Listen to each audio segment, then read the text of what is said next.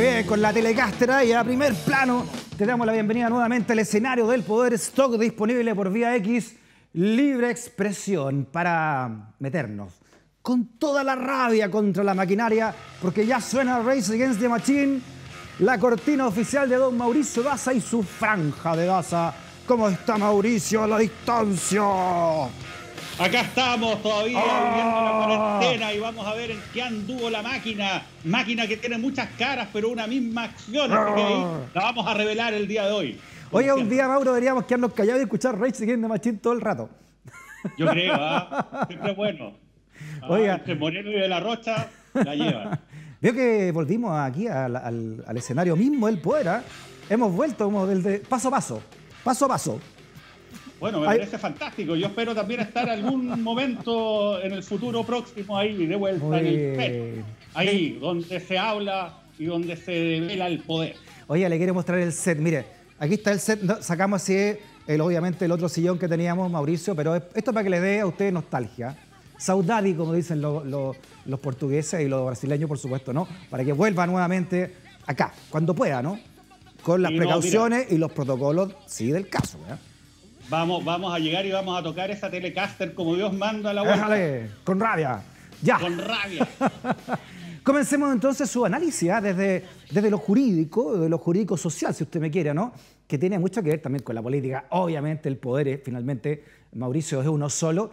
Y este caso, que podría parecer un caso muy farandulero, que tiene que ver con esta familia, ¿no? Argandoña Calderón, pero que encierra también mucho de sociedad. Para entenderlo también, desde su punto de vista como abogado, Mauricio, ¿qué es lo interesante, cree usted, de todo lo que ha ocurrido en esta familia? Sí, como tú bien dices, acá nos encontramos frente a un caso que ha sido, olvídate, carne de matinales, todos los programas preocupados de esto, que es el tema de Hernán Calderón Argandoña, ¿no? Y la imputación penal que se ha realizado. Claro. Y bueno, obviamente mucha gente dice, oye, pero ¿para qué le dedican tanto tiempo a este tema, no? Esto es un tema de farándula. Exacto. Es parte, además, ojo, de lo que hemos hablado tantas veces, ¿no? De esta fórmula que era crédito, consumo y farándula y circo, con la cual se logró desmovilizar a toda una generación durante un largo tiempo, ¿no?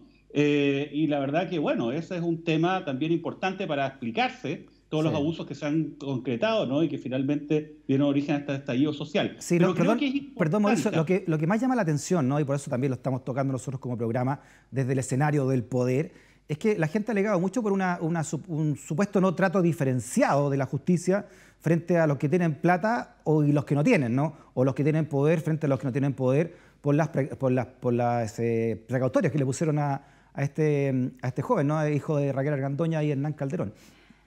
Claro, como tú bien dices, esto trasciende a estas figuritas, digamos, de farándula que son intrascendentes y bastante tóxicas, ¿no? Y todo lo que los rodea, sino que acá se devela la forma como opera el sistema de persecución criminal, ¿no? Y cuáles son además sus tensiones y sus crisis. Fíjate, solamente para poder entender un poco el caso, acá nos encontramos frente a Hernán Calderón Argandoña, que básicamente se le imputa de varios hechos que son bastante graves. Acá se dice que él le disparó a su padre mientras decía que lo iba a matar, ¿no? En el departamento del padre. A esto se suma además que después, en una fecha posterior, atacó al padre con un corvo, un cuchillo tipo corvo, y le causó herida. Y además hicieron una incautación, o más bien hicieron un registro, ¿no? En el domicilio de este personaje, y encontraron, mira, una pistola Glock, una escopeta Maverick y abundantes municiones. O sea, la verdad, una cosa realmente increíble. Y eso, disculpa, eso era ¿a nombre de quién estaba eso? ¿Y en qué hogar? ¿En el hogar de ambos? ¿Compartían el mismo hogar? Esto estaba en el hogar, en el domicilio de Nano Calderón, lo vamos a decir así como para distinguirlo del padre, ¿no? ¿Ya? Y esta pistola y esta escopeta estaba a nombre del padre, ¿no? Que es finalmente la víctima de estos ataques, ¿no? De Hernán Calderón Argandoña. Pero mira, finalmente llega y este personaje desaparece. Se hace la denuncia y está prófugo, según se señalaba, y se mantuvo en esa condición durante 6 días. Y fíjate, al 6.º día aparece Nano Calderón. Y aparece con una defensa penal, aparece internado en una clínica psiquiátrica denominada El Cedro, que es una clínica psiquiátrica top, digamos. ¿Ya? Y además aparece la polola de este muchacho presentando una querella criminal en contra del padre de Hernán Calderón Argandoña por abusos sexuales reiterados. Entonces uno podrá decir, oye, esto parece más bien una estrategia, ¿no? O sea, armaron, dijeron va a reaparecer al sexto día, digamos, con todo esto. Lo toman detenido, lo llevan a un juzgado de garantía, donde lo formalizan por los delitos de parricidio frustrado, tenencia ilegal de armas de fuego y delitos de daño, y resulta de que se pide la prisión preventiva. Entonces uno dirá, oye, esta persona tiene los ataques, están todos estos antecedentes que lo encontraron en el departamento, se fugó durante 6 días, aparece con toda esta historia, le decretarán la prisión preventiva. Le decretaron prisión preventiva, fijaron 120 días de investigación, pero acá viene el problema. Ahí está, perdón, ahí está lo que dice el cuarto juzgado de garantía, no alcanzo a leer de acá, pero ahí básicamente dice: Argandoña, imputado por delito de parricidio frustrado, daños y lesiones, y porte y tenencia ilegal de armas y municiones, ilícitos perpetrados en Las Condes, etcétera, etcétera, ¿no? O sea, son cargos que para cualquier ciudadano podrían ser tremendo esto, ¿no? Sí, pues una persona que vive, qué sé yo, en Ñuñoa, en Peñalolén, una persona común y corriente, ¿no? Llega y le imputan este tipo de cosas, vas, digamos, a un tribunal de garantía, te garantizo de que te van a aplicar prisión preventiva, porque además, oye, acá hay un peligro de fuga, la persona estuvo desaparecida 6 días. Bueno, el tribunal llega y dice, ¿sabe qué? Voy a dar la prisión preventiva, pero no la voy a dar por peligro de fuga, lo que ya es insólito, ¿no? Sino la voy a dar porque este muchacho es un peligro para la seguridad de la sociedad. Pero lo que ha causado más escozor es que se dijo, ¿sabe qué? Prisión preventiva, pero esta persona va a volver a este centro psiquiátrico Los Cedros en La Reina hasta que, entre comillas, se estabilice. Claro. Lo segundo, el tribunal dice, ¿sabe qué? El médico que lo trata en esta clínica, ¿no? Es la persona que va a entregar un informe sobre su... Disculpe, Mauricio, pero ahí estamos viendo imágenes, ¿no?, de este centro, El Cedro, ¿no?, de clínica psiquiátrica, donde, como usted dice, este sujeto va a cumplir su prisión preventiva por estos delitos, ¿no?, que la justicia le atribuye. Qué bueno que me lo aclares, porque yo pensaba que eran imágenes del Country Club, porque la verdad es que es una cosa realmente increíble. Oye, no, pero si este lugar, además, mira, acá yo tengo lo que dicen. El lugar, lo que dice en la página del Cedro, el lugar está equipado con habitaciones individuales con baño privado en suite, con camas de 1 y 2 plazas y vistas a los jardines. También se pueden encontrar salas de enfermería, boxes de atención, salas de estar y terraza. Además, los pacientes tienen acceso a multicanchas, gimnasios, casinos y espaciosos jardines. Y además tienen salas de terapia donde pueden participar en talleres de artes y físicos, con monitores que los van guiando. O sea, la verdad es que es un verdadero todo incluido, y esto ha causado la indignación, ¿no?, y la sorpresa de varios, porque finalmente, fíjate, esta persona, como te contaba, él mismo se internó en este lugar, que es caro.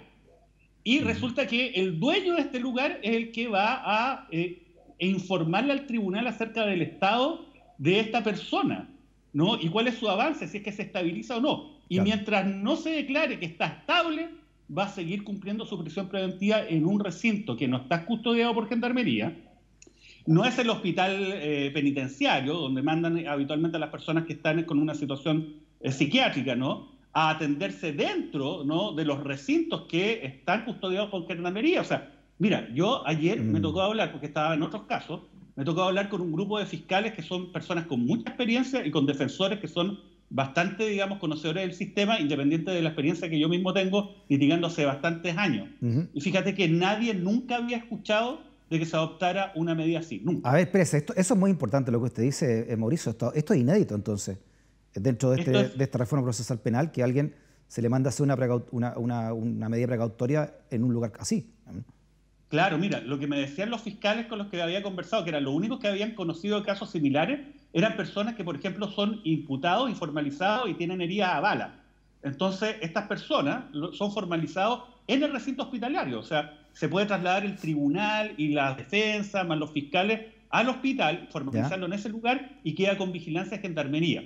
En este caso, en todo evento, se va a establecer, se supone, una vigilancia de gendarmes en este lugar, Los Cedros. Pero, te insisto, todo esto huele, digamos, a que estamos frente a una medida excepcional, que no es proporcional a lo que es el principio de igualdad ante la ley. Ha sido absolutamente criticado pública y reservadamente por los operadores del sistema, y la verdad que no tiene ninguna justificación. Legalmente, los jueces tienen la facultad para poder cautelar las garantías de los imputados, ¿no? Y se pueden adoptar este tipo de medidas, pero fíjate, en la resolución del tribunal ni siquiera se hace referencia a esa norma, ni siquiera hay una argumentación que sea más sólida para poder entender cómo es que se llega a esta resolución. Uno esperaría de que, si lo que se pretende es que se estabilice el imputado, bueno, el que diga si es que finalmente esta persona está bien o no, no sea el dueño de la clínica Los Cedros, lo cual es pagada, sino que sea el claro. servicio médico legal. Y no debe ser muy barato, ¿no? Y no debe estar en el GES. Oiga, eso... No. Recordemos cuáles son los ilícitos que se le atribuyen a esta persona, ¿no? ¿Cuáles son, aparte del porte ilegal de armas, según la justicia, Mauricio? Mira, es un parricidio frustrado. Perfecto. O sea, es tratar de matar, digamos, al padre, en este caso, sin éxito. ¿Ya? La tenencia ilegal de armas de fuego. O sea, el otro tema es realmente increíble. La defensa dice que él tenía los permisos vigentes. Bueno, si fuese así, cosa que no es claro, ¿cómo es que la Dirección de Movilización Nacional le entrega este tipo de armamento a una persona que él mismo dice que no es una persona estable psiquiátricamente? Perdón, Mauricio, disculpe, todas esas armas que usted nombró, que no conozco de armas, pero se ven que son como revólver, algo así, ¿o no? Escopeta, claro. Dijo también, ¿estaban a nombre de este joven o del papá de este joven? La información que existe es que estaría inscrita a nombre del padre en rigor, ¿no? Pero, y por eso entonces, se dijo que era tenencia ilegal. Ya, entonces por eso le pregunto, el arma, cuando uno inscribe un arma, solamente la puede usar o tenerla en su domicilio la persona que inscribió el arma, ¿no? No se puede sacar alguna arma y dejarla en otro lado para que la use otra persona, me imagino, ¿no? Aunque sea un pariente cercano. Absolutamente, es como tú bien lo dices, Freddy. Por eso se le está imputando este delito, que es un delito que es también grave en nuestro sistema. Pero te insisto, mira, acá hay unas versiones insólitas, acá se dice, mire, ¿sabe qué? En el primer hecho que se le imputa, que es este Nano Calderón, ¿no? Que llega y le dispara con esta pistola Glock a su padre, mientras el padre estaba en la tina del baño, y mientras Nano Calderón le decía, te voy a matar. Eso en rigor no habría sido la intención de matar, porque Nano Calderón habría tenido curso de tiro y si hubiera querido matarlo, lo hubiera matado. Pero bueno, esas son las versiones. En ese mundo nos estamos moviendo. Pero más importante que estas figuritas, que yo creo que son bastante tóxicas, de la farándula, ¿no? Y todo este gran espacio de tiempo que se le está dedicando en los matinales y en otros programas de televisión a analizar las partes más, digamos, light, por decirlo así, ¿no? Más torcidas, ¿no? Menos relevantes de este caso, creo que es importante poner el foco en términos de que aquí tiene que haber un igual trato para todas las personas imputadas, con prescindencia de lo que es su posición económica o social. Está bien, me parece que puede ser, y puede ser incluso correcto, claro, y yo podría compartir de que se pretenda estabilizar a este muchacho. El problema es que no se puede hacer validando estas diferencias sociales, ¿no? Claro, es que por eso, Mauricio, disculpe, pero como usted dice, no, esto no es un tema farándula, esto es un tema profundo, este es un tema que tiene que ver con un concepto social, es como el caso de James Simpson en su momento en Estados Unidos, ¿no? Que hizo remecer las estructuras en Estados Unidos de lo que era realmente o no era realmente la justicia respecto de un tema o de un caso o de una celebridad, en el caso de James Simpson. Y aquí la pregunta, me imagino que hacen los ciudadanos y ciudadanas, pero también la gente de derecho como usted, Mauricio, es que hubiese pasado si esto mismo hubiese ocurrido en otra comuna y con otra familia, ¿no? Claro, como tú bien dices, este es mucho más que un tema de farándula, este es un tema profundo que pone al descubierto las desigualdades que hay. También, ojo, que se verifican en el ámbito de la persecución criminal. La Fiscalía va a recurrir en contra de esta resolución, porque según ellos, acá solamente la prisión preventiva se puede cumplir en recintos que son custodiados por Gendarmería, y si tiene algún problema, bueno, puede ir al hospital penitenciario. El Instituto Psiquiátrico tiene un convenio con Gendarmería para este tipo de casos. Entonces, ese es el tema, y tampoco, te insisto, puede dejarse la decisión si es que esta persona se va a estabilizar o no a lo que sea el pronunciamiento del dueño de una clínica privada que recibe un pago por ejemplo, por la familia. Por ejemplo, Mauricio, para entenderlo, si una persona X en una comuna que no sea de estas comunas más pudientes va y quiere matar a su padre, a su madre, entre comillas, la justicia le puede decir, váyase entonces a una clínica psiquiátrica particular a hacer su cautelar. Eso es lo que pasó con este caso.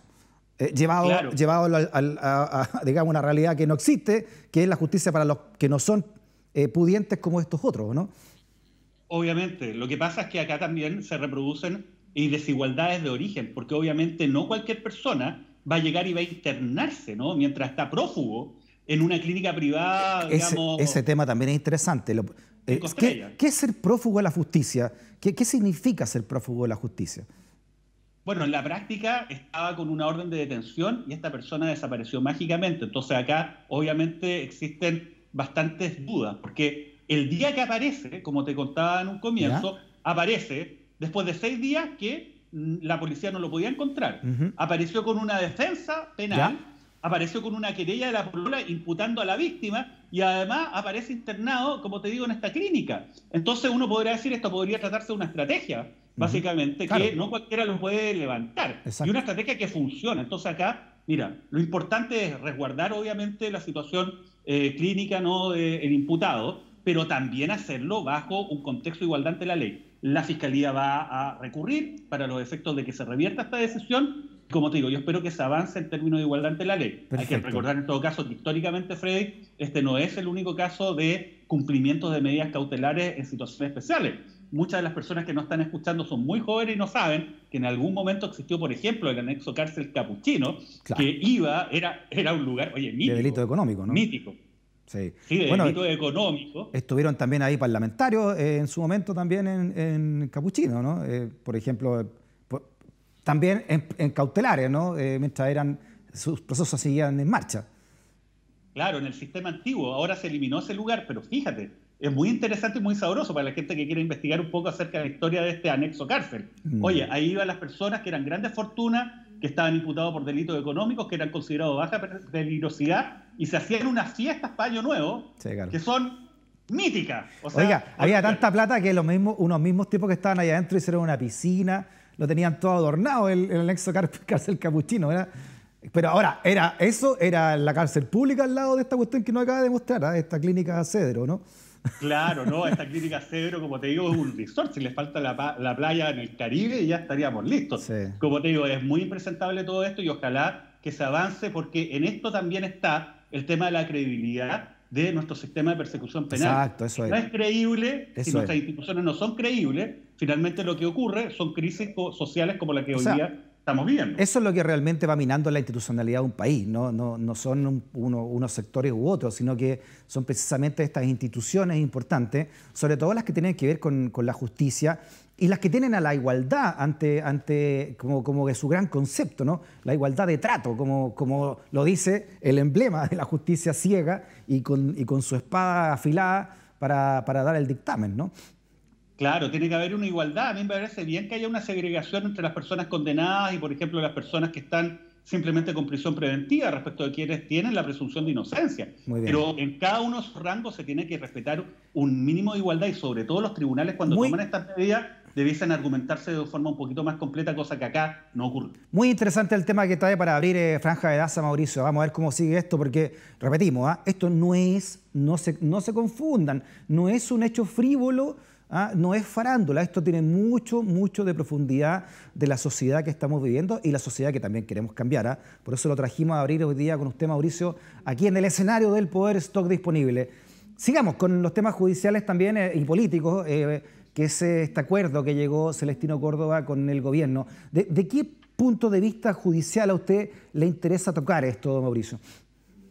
Mira, yo creo de que, bueno, de un punto de vista que da cuenta de que acá estamos frente a un problema que es más profundo que lo judicial. Acá estamos frente a la expresión de un conflicto que tiene que ver con el Estado de Chile y las comunidades mapuches. Hay que recordar que finalmente acá lo que ha pasado y lo que se quiere enfrentar es que el Estado de Chile se instaló en la Araucanía, lugar que estaba siendo ocupado físicamente desde tiempos ancestrales por las comunidades mapuches, ¿no? Y el Estado en estas condiciones empezó a otorgar derechos a terceros, ¿no? Y estos terceros ahora están reclamando al Estado que se protejan, ¿no?, estos derechos. Perfecto. ¿Y qué es lo que hace el Estado? Básicamente ejerce represión en contra del pueblo mapuche. Pero en ese contexto cae el tema de Celestino Córdoba, además. Sí, ¿de qué está acusado puntualmente Celestino Córdoba? ¿Por qué está cumpliendo condena, Mauricio? Bueno, él está cumpliendo condena como autor del delito de incendio con resultado de muerte en contra del matrimonio Luxinger-Macay, que yo creo que es uno de los hechos criminales más espantosos que se han vivido en el tema del conflicto en la Araucanía, ¿no? ¿Ya? Imagínate, un par de personas de edad que mueren calcinados porque su casa se estaba incendiando. ¿no? Es bastante grave y eso tampoco hay que relativizarlo, no hay que confundir lo que son las, digamos, pretensiones del pueblo mapuche, que son legítimas, ¿no? Sí. Con lo que es un delito que es espantoso. Ahí tenemos, ¿no?, el matrimonio y, Luxinger-Macay, las víctimas, ¿no?, de este caso, Mauricio.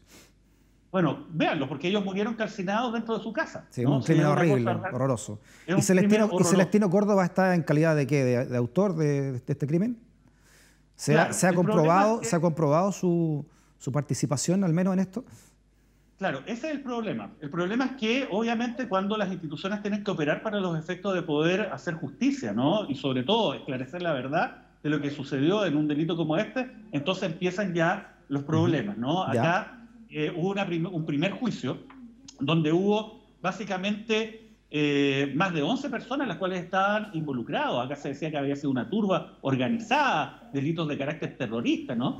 Y estaba involucrado Celestino Córdoba. Bueno, mira, 11 personas fueron absueltos en este primer juicio. Hubo también problemas en el proceso porque en la fiscalía en su momento, el fiscal Alberto Chifrele fue al juicio oral y lo que dijo, mire, ¿sabe qué? Acá nosotros investigamos todas las líneas posibles de investigativas, las cerramos todas y llegamos a la conclusión que esta era la causa del delito y estas personas son culpables.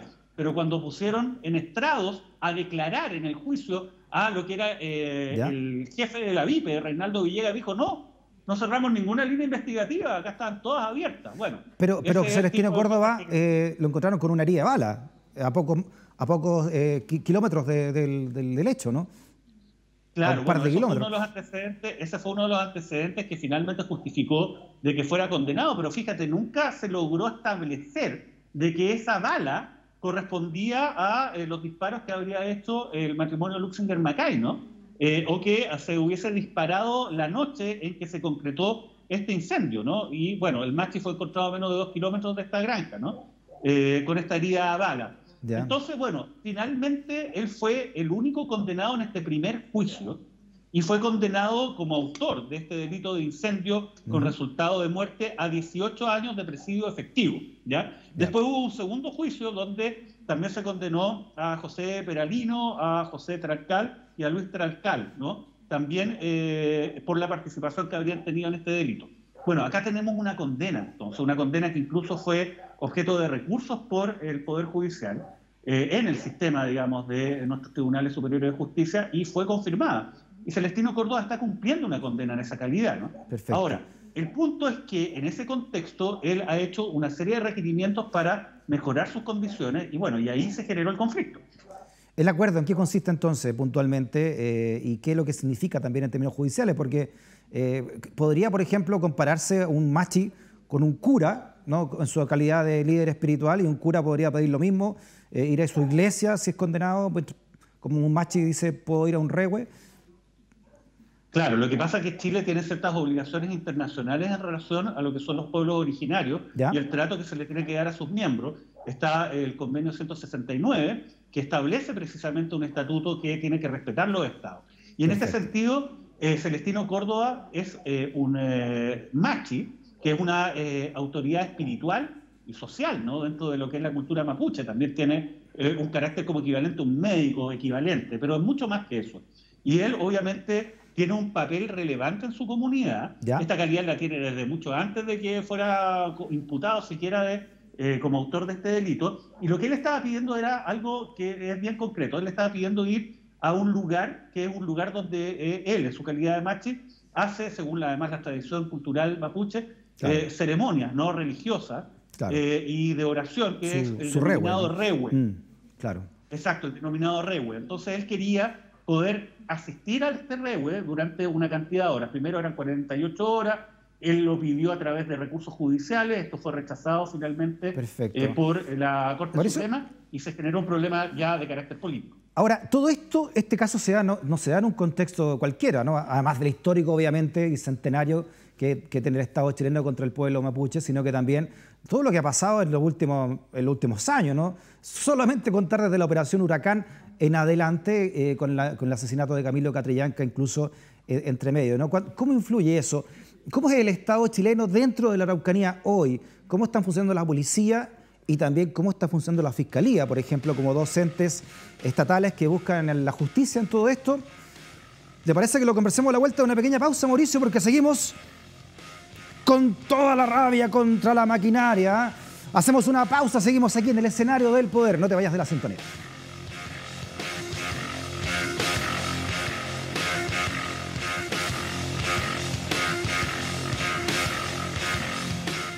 Muy bien, seguimos en la segunda parte de Esto Disponible, el escenario del poder con la Franja de Gaza. Y ahí está don Mauricio. Yo le preguntaba por el contexto, Mauricio, de todo esto. El sistema judicial, el Estado en realidad, a través de la policía y a través de la Fiscalía, cómo se está comportando la Araucanía. Pero también lo que ha señalado la familia Luchinger a raíz de este acuerdo entre Celestino Córdoba y el gobierno. Y le quiero leer lo que dijo, ¿no? Uno de los hijos del matrimonio, Jorge Luchinger, por este acuerdo.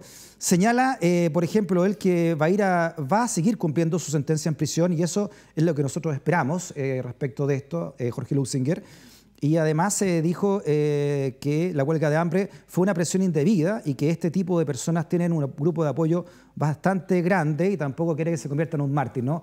Parte de las declaraciones que dijo Jorge Luchinger, quien tildó a Celestino Córdoba no solamente no de un líder, sino que de un asesino. Con esas palabras se refirió al machi comunero mapuche. Mauricio. Bueno, la verdad que los liderazgos de las comunidades mapuches la definen ellas, no terceros. Y el hecho objetivo es que Celestino Córdoba es machi, ¿no?, de estas comunidades. Ahora, también está condenado efectivamente como autor de este delito y está cumpliendo una condena de 18 años. Claro. Esos son los elementos que tienen que, obviamente, de alguna manera ponderarse. Ahora, me parece bien, fíjate que él llevaba 106 días de huelga de hambre. Él iba a entrar a una huelga de hambre seca, lo que lo más probable lo iba a llevar a un camino ya prácticamente sin retorno, poniendo en peligro concreto su vida, ¿no? O sea, era una situación extrema. Y obviamente acá lo que hizo fue el Ministerio de Justicia, no el Ministerio del Interior. ¿Te acuerdas que una de las primeras actividades que hizo Víctor Pérez fue llegar e incendiar la pradera, ¿no? Cuando asumió como ministro del Interior, acá fue Hernán Larraín, Ministerio de Justicia, el cual negoció estas condiciones. Condiciones además que parecen razonables. Acá se le va a permitir ir 30 horas al Rehue con custodia de gendarmería, va a poder recuperarse en el hospital de Nueva Imperial, ¿no?, de obviamente los efectos en su salud de toda esta situación. Va a ser trasladado a un centro de estudio y trabajo de gendarmería, donde hay módulos especiales para mapuche en la cárcel de Angol y Temuco. Sí. Los comuneros mapuches van a poder ingresar a programas de estudio y trabajo. O sea, son condiciones que son razonables para el cumplimiento de una condena, no solamente para una persona que es de la etnia mapuche, sino también para cualquier, digamos, imputado. Así que me parece que es una buena situación, es una buena medida. Pero te insisto, el problema de fondo no es un problema policial, no es un problema que se va a resolver en los tribunales, sí, claro, es un problema político, y ojalá que finalmente alguna autoridad, de alguna buena vez, tome el toro por las astas y enfrente ese problema. Es verdad, pero el Estado, digo yo le decía, el Estado en la Araucanía está representado básicamente también en este conflicto por la justicia, ¿no? Por las policías, que tienen que poner el orden y hacer cumplir las leyes, pero también por la Fiscalía, que tiene que investigar y darle las pruebas a la policía para todo esto, o viceversa, perdón, la policía las pruebas a la Fiscalía para llevarlas a los tribunales. ¿Qué credibilidad tienen hoy? Sabemos los carabineros lo que ha pasado con el caso Catrillanca, pero la Fiscalía puntualmente, Mauricio, con todo lo que ha ocurrido desde el caso Huracán en adelante. Bueno, poca credibilidad, porque básicamente que tú mantengas un grupo de inteligencia financiado con fondos públicos, de lo que se supone es la élite de Carabineros de Chile, con contactos directos con el general director de la institución, ¿no? Y que finalmente se haya descubierto que se trataba de un grupo, de una verdadera asociación ilícita que funcionaba al amparo del Estado, inventando pruebas, montando pruebas para imputar falsamente a comuneros mapuches por delitos terroristas. La verdad que es una situación absolutamente impresentable, ¿no? Por ejemplo, disculpe, pero ahí tenemos, disculpe Mauricio, pero ahí tenemos, por ejemplo, la sanción al fiscal Sergio Moya con una multa de 20% de su sueldo mensual. Sergio Moya y también como uno de los fiscales, ¿no?, de que está en este momento siendo investigado por todo lo que ha ocurrido al respecto, y qué responsabilidad han tenido en todo esto. Como el fiscal Arroyo también, ¿no? Al interior de la Fiscalía, como tú bien dices, también, ojo, que aquí una cosa bastante inédita, ¿no? La defensa del imputado, el general Blue, que estuvo como parte de toda esta situación de montaje organizado. Además, también las defensas o los abogados de quienes son los comuneros mapuches afectados por este montaje, los dos estuvieron de acuerdo en pedirle al tribunal que se investigue si es que la Fiscalía, si el fiscal Arroyo conocía de estos montajes previamente. Claro. Hay un conjunto de antecedentes que darían cuenta de que aquí, más que tratar de buscar la verdad acerca de determinados hechos delictuales, lo que se pretende es imputar indiscriminadamente a cualquier costo a miembros y líderes de las comunidades mapuche. Entonces, la verdad... Y con acusaciones cruzadas ahora entre la policía y la fiscalía se acusan mutuamente, ¿no? Después de todo esto sobre responsabilidades. Claro, el problema, Freddy, es que en ese contexto, ¿quién va a establecer la verdad? Si tú tienes, ¿me entiendes?, a la fiscalía, tienes a las policías, en este caso a Carabineros de Chile, podría ser alguna unidad de la PDI, podría ser una unidad de afuera. Quizás esto tiene que ser investigado, ojalá, sin un sentido de defensa corporativa desde la Fiscalía Nacional. Yo no veo que nada de eso esté ocurriendo y la verdad, como te digo, lamentablemente este es un capítulo más de una historia sin acabar donde ni siquiera se es capaz de enfrentar el tema de la persecución penal bajo estándares mínimos y ni hablar en la posibilidad de enfrentar el problema de fondo. Y también esto de que significó también cárcel, ¿no? para ciudadanos. Estuvimos hablando acá con Héctor Yaitul, nos dio una entrevista aquí en el escenario del poder poco tiempo después que salió libre, después de estas pruebas falsas, y también recordemos a la Machi Francisca Linconado, ¿no? O sea, aquí el Estado, esto no solamente es un error, sino que también ha significado prisión, ¿no? Frente a gente que luego sale libre, y ¿quién le paga esos días, ¿no? ¿Quién le paga en su humanidad esos días de privación de libertad? Bueno, lo de la Machi Linconado, como tú dices, fue también bastante emblemático. Era una situación absolutamente impresentable que fue descartada. ¿Cuánta autoridad del poder político, cuánto también persona vinculada a la fiscalía y las policías? Oye, la señalaban a ella como si fuese la líder de una compleja organización terrorista y fíjate, quedó absolutamente en nada. Y quedó en nada en un contexto en el cual muchas personas sostienen de que hay un sesgo muy cargado, muy malo para lo que son imputados en causas mapuche en el contexto de procesos judiciales que se llevan a cabo en la Araucanía. Entonces, la verdad que nadie responde de esto y, como te digo, nadie quiere hacerse cargo del problema de fondo tampoco. Sí, como es el espíritu de este programa y su sección, Mauricio, dejamos el tema planteado y vamos a ver bien hacia dónde debería y ojalá sea realmente por fin, ¿no? un primer paso para algo, ¿no? para llegar realmente a un entendimiento. Tercer tema, Mauricio, este impuesto a los súper ricos. Hay un grupo de 80 súper ricos en el mundo que se están organizando para que les cobren más impuestos porque la pandemia ha desnudado también todas las falencias que existen socialmente en torno a la equidad, ¿no? Las desigualdades en el mundo son tremendas y en esta pandemia los ricos en el mundo, también en Chile por supuesto, se han hecho aún más ricos, ¿no? Aprovechándose de esta situación por todo el sistema y cómo está el engranaje financiero básicamente. Y aquí en Chile se le quiere dar también, poner por pandemia un impuesto único, por esta pandemia, repetimos, a los súper ricos. ¿En qué va eso y qué significaría si esto funciona realmente en el Parlamento? Bueno, nos vamos a adelantar a las discusiones de las próximas semanas, obviamente, porque esto va a ser, olvídate, grito y plata en todo el debate político. ¿Por qué? Porque como tú bien dices, acá hay un proyecto de ley que es una iniciativa de parlamentarios, no del gobierno, y lo que pretende es básicamente aplicar, fíjate, por una sola vez, y en esto hay que ser súper claro, por una sola vez, un impuesto al patrimonio de las grandes fortunas personales de un 2,5% del patrimonio que ellos tengan al 31 de diciembre del año 2019 para personas que tengan un patrimonio superior, oye, a los 22 millones de dólares. O sea, estamos hablando de una cantidad relevante de plata. Nosotros estamos fuera. Nosotros estamos fuera, Mauricio. No nos van a sacar ni un 2%. Probablemente no nos van a sacar ni un solo peso. Así que pueden estar tranquilos. Muchas de las personas que nos ven también, ¿no? Nuestros acreedores pueden estar tranquilos. También pueden estar tranquilos. Pero fíjate, esto es un 2,5% por una sola vez. Y esto se supone que va a poder recaudar 6.500 millones de dólares. Lo que es una cantidad súper importante porque con eso tú puedes financiar lo que es un ingreso mínimo, ¿no? Una renta básica de emergencia que supere la línea de la pobreza. Oye, y como te digo, es por una sola vez. Acá es una cosa bien increíble los números que si tú puedes ver acerca de la desigualdad y que yo creo que justifican el que se toma esta iniciativa en el contexto en que se está conversando. Ya, sí, porque, bueno, se hablaba mucho, ¿no? Y así lo corroboran también muchos estudios.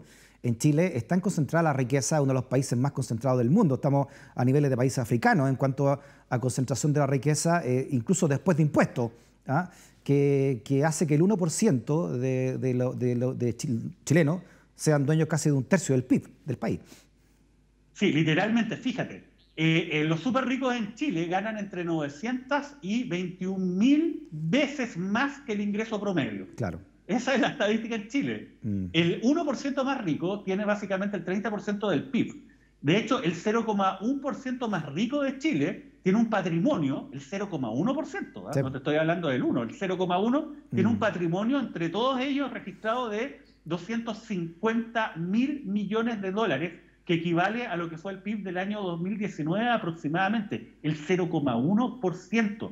Oye, entonces en este caso, yo te diría de que obviamente estas personas, si se les aplica este impuesto por una sola vez, la verdad es que les va a alcanzar para comprarse la despensa mensual, sí, digamos, no van a tener mayor problema, pero van a ser una ayuda muy importante, y yo creo que también acá hay que salir un poco de la tesis del asistencialismo, de lo que es el tema de este tema de las donaciones, ¿no?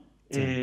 Gratuitas por parte de estos grupos económicos. Acá es importante que el Estado mande una señal y diga, ¿sabe qué vamos a recaudar a partir de lo que es una ley discutida en el Congreso? Y vamos a recaudar, como te digo, de una manera razonable por una sola vez para poder ayudar a los más necesitados.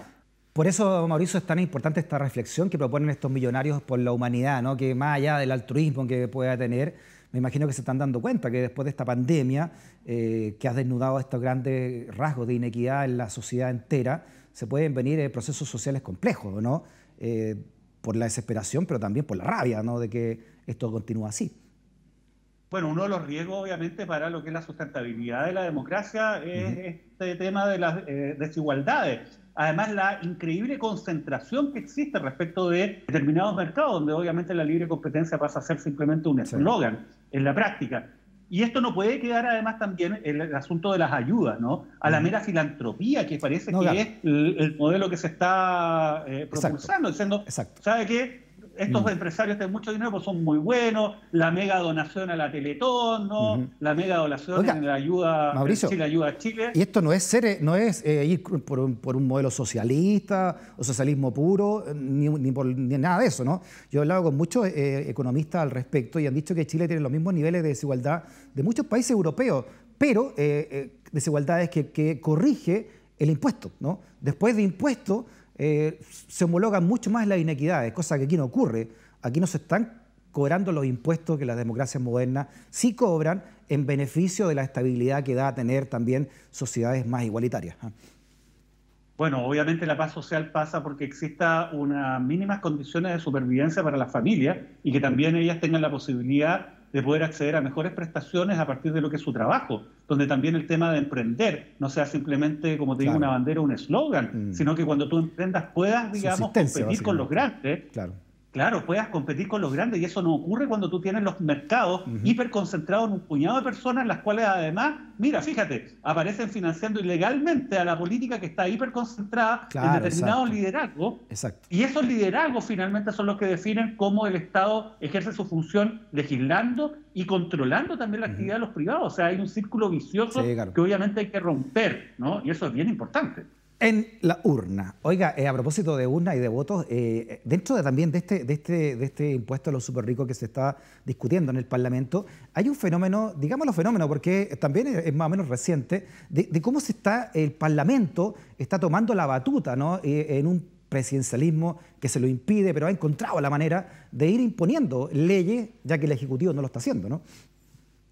Bueno, obviamente, ese es el problema. Finalmente las necesidades y la realidad se imponen, ¿no? Sobre todo cuando hay una situación de una crisis social profunda.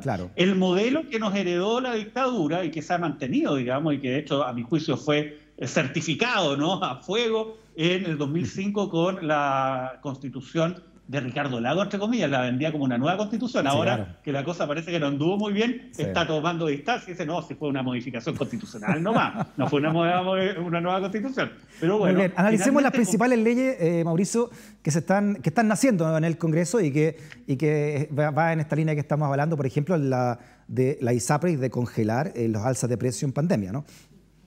Claro, como te decía, sí, pues ese es el tema. Si la Constitución establecía un mega presidencialismo, ¿no?, para concentrar el poder en la figura del presidente. Pero cuando el presidente no responde a las necesidades sociales que son urgentes, ¿no?, y que obviamente están generando un caldo de cultivo para una crisis, ¿qué es lo que ocurre? El Parlamento tiene que empezar a actuar. Fíjate, proyectos de ley como el tema de lo que habíamos hablado, el impuesto a los súper ricos. Tú sabes que ahora está avanzando va a ser un mega tema de discusión, porque acá se va a mover el lobby de todo el mundo para los efectos de impedirlo. Fue votado en una primera instancia por 85 votos a favor, 19 rechazo y 40 abstenciones en la Cámara de Diputados, 85 votos a favor. Ese es consenso. 155. Ese es un consenso, ya que querían consenso y que faltaban los consensos y todo. ¿Qué más consenso que Claro. eso, no? Pero es un consenso que no viene de la moneda, pues es un consenso que Por eso viene le digo, insólitamente. de donde tienen que venir los consensos finalmente, que es el Parlamento que representa, debiera, ¿no? Al menos la voluntad del pueblo, ¿no? Claro, pero se quiebra el modelo institucional de la Constitución del 80, donde se supone que el presidente es el que tiene agarrado todo el tema, ¿no? Él lleva las riendas, él define todo. Acá hay consenso solamente en la medida que el presidente quiera, si no, no. Claro. En ese contexto, fíjate, hay proyectos que son interesantes y que también van a estar en la discusión de las próximas semanas, bien intensas. Perfecto. Hay un proyecto que suspende la facultad de la ISAPRE para adecuar los planes de salud durante la pandemia. ¿Qué es lo que hace este proyecto? Se impide de que se suba el precio de los planes de salud o modificar Perfecto. o terminar unilateralmente los contratos de salud con los afiliados durante todo el periodo ahí de la tenemos pandemia. una gráfica, Mauricio, de todo lo que usted está hablando, hay una gráfica, pero muy clarificadora, ¿no? Esta info que hizo viene desde el Senado, incluso tiene el logotipo ahí arriba.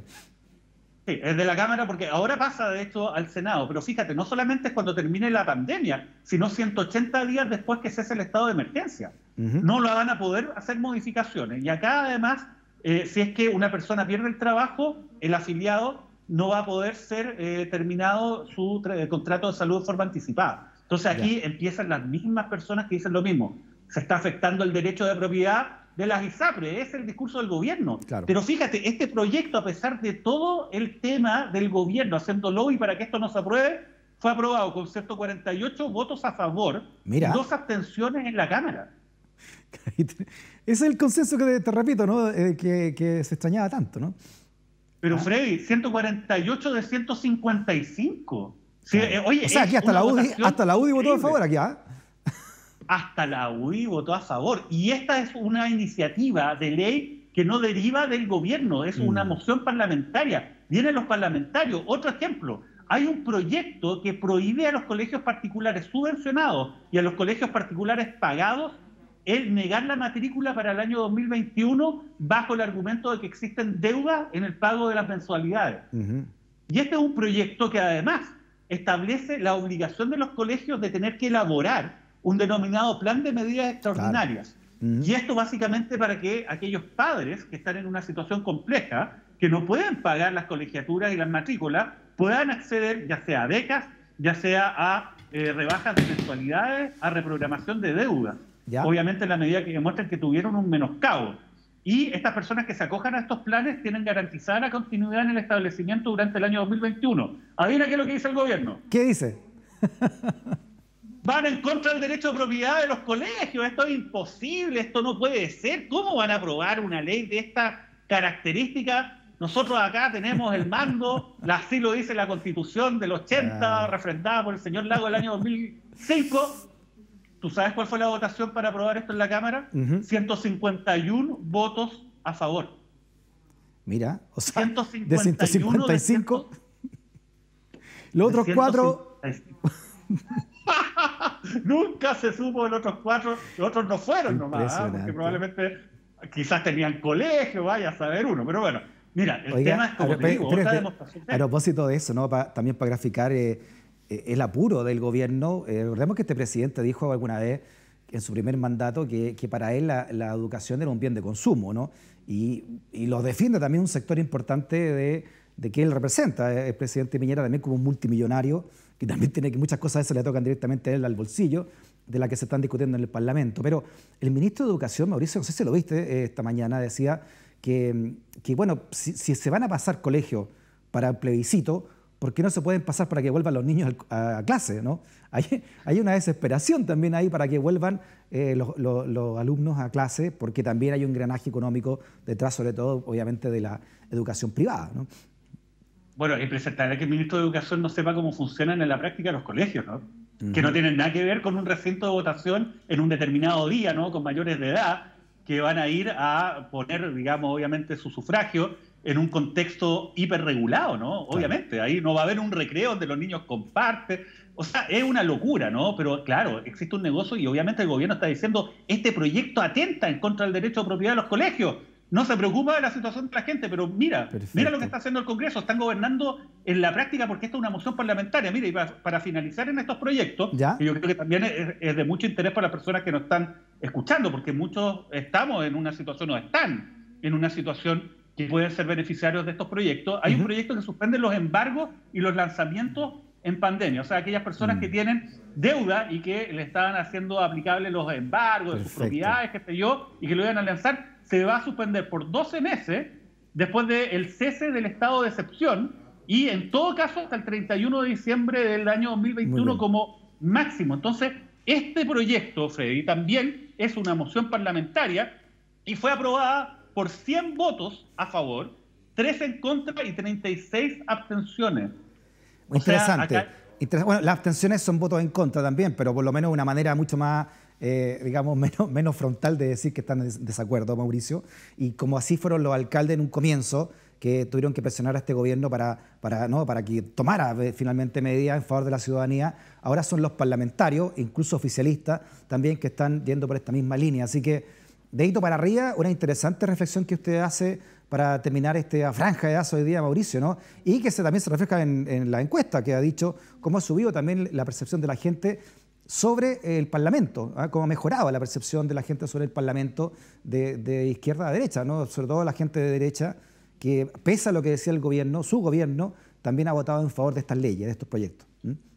Claro, el borde constitucional no puede contener la realidad y la realidad es urgente de miles de familias que necesitan una ayuda concreta. Y si el presidente no es capaz de darla, entonces obviamente el Congreso toma esa labor. Esto es otra prueba más de que nuestra Constitución hoy día está absolutamente superada por la realidad y que es necesario hacer una modificación, a mi juicio, cambiarla completamente. Póngame de nuevo Rage Against the Machine, señor director, para despedir como corresponde a don Mauricio Daza y su franja de Daza contra la maquinaria.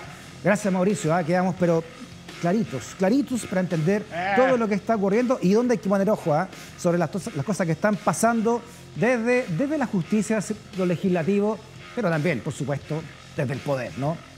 Gracias, Mauricio, que esté muy bien. Muchas gracias, nos vemos. Chao, Mauro. Y gracias también por la sintonía que nos entregan siempre, cuando desde acá, desde el escenario del poder, hablamos de los temas que son interesantes para ir sabiendo cómo estamos construyendo la ciudadanía nacional. Escenario del poder, stock disponible, vía X, libre expresión. Hasta la próxima. Chao.